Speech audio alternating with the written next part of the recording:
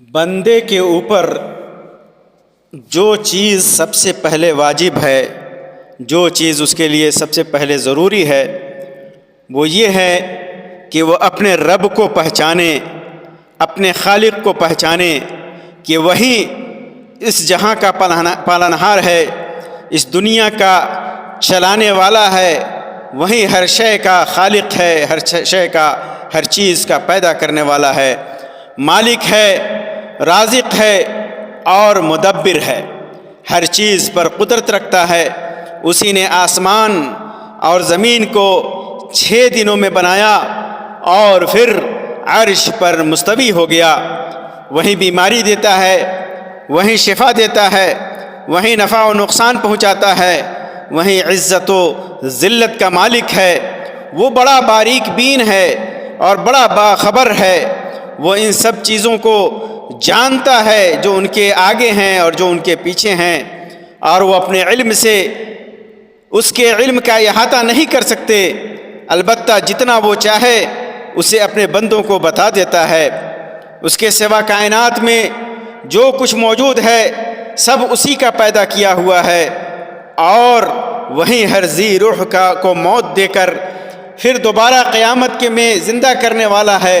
وہ کسی کا محتاج نہیں، ساری دنیا اس کی محتاج ہے۔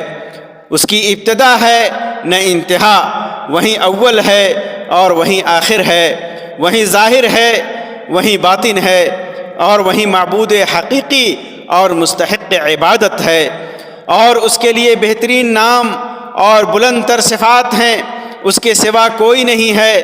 اللہ تعالیٰ فرماتا ہے لیس کمثلہ شیء وہو السمیع البصیر، اس جیسی کوئی چیز نہیں، وہ سننے اور دیکھنے والا ہے۔ چنانچہ وہ اپنی ذات اور اپنی صفات میں یکتا ہے، اکیلا ہے، تنہا ہے۔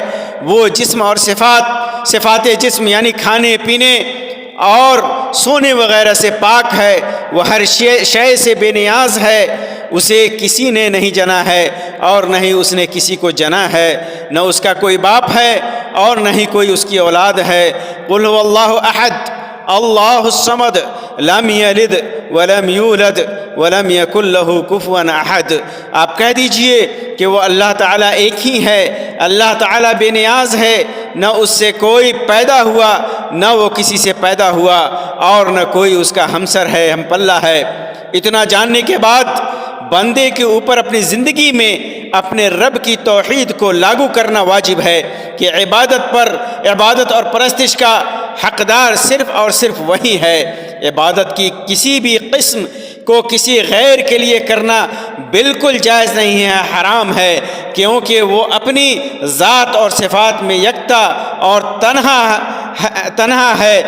اسے چھوڑ کر یا اس کے ساتھ کسی شریک کو، اس کے ساتھ کسی اور کو شریک کرنا بہت بڑا ظلم اور گناہ ہوگا۔ اسی وجہ سے اللہ تبارک و تعالیٰ نے شرک کو سب سے بڑا گناہ اور سب سے بڑا ظلم اور ناقابل معافی جرم قرار دیا ہے۔